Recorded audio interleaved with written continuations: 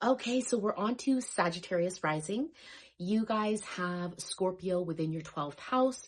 In traditional astrology, Mars rules Scorpio. As an evolutionary astrologer, I really look at Pluto ruling Scorpio. I actually look at both, because Pluto is the higher octave of Mars, and they both really do have a play with Scorpio. Now, my name is Tracy Leela with soul2soul.ca. I do encourage you to subscribe to the channel, like the video, turn on your notifications, and know that your engagement with my channel really does help my channel to grow. And in my growth, I get to help other people who are also on a path of self-healing. So I'm going to touch briefly about having Scorpio within your 12th house. Please know that so many other conditions come into play and do matter, whether or not you have planets in your 12th house and the aspects that are making to your 12th house.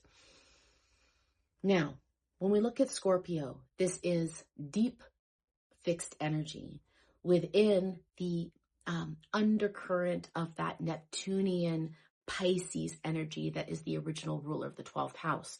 So we're talking about mutable energy mixed with fixed energy. I believe it can be very challenging to have Scorpio within the 12th house, especially if you have planets there.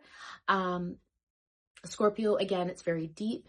There is a transformation and an obsession that can happen with having Scorpio with a 12th house in regards to 12th house content and topics, namely one of them being addiction.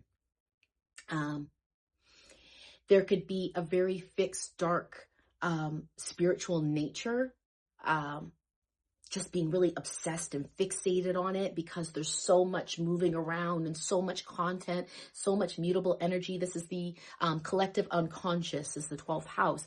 So when you've got Scorpio that already is water and goes deep into this mutable energy, it can be a lot for a person to contain, especially with planets within the 12th house.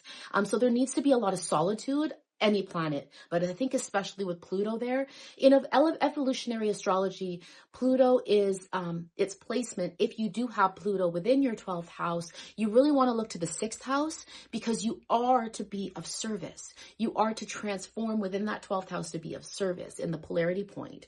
And so I think any planet within the 12th house, is very important to look at the polarity point. In general, in astrology, it's good to look at the polarity point, but especially with the 12th house, because there is a back and forth. And when we talk about Pluto there, Pluto is about transformation. Pluto is confrontation.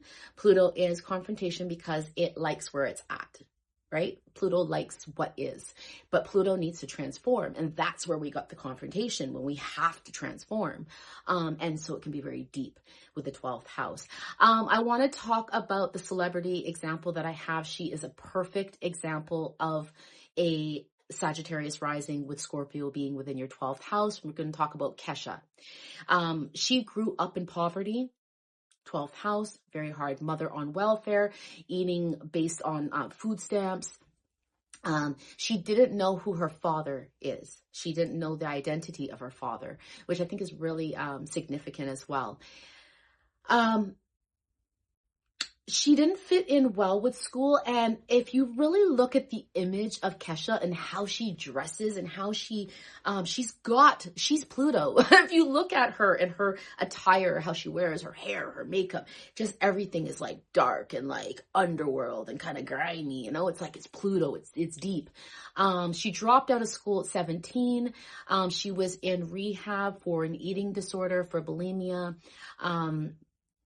And she was diagnosed with an immune deficiency disease and almost died from freezing her eggs. Now, when we talk about the 12th house is about institutions, hospitals, mental institutions, jails. So this is very significant with having Pluto in the 12th house, with Pluto, Scorpio ruling the 12th house. What I think is so incredible when I was reading about Kesha is she views God, the divine essence of creator of all that is, as nature, space, energy of the universe.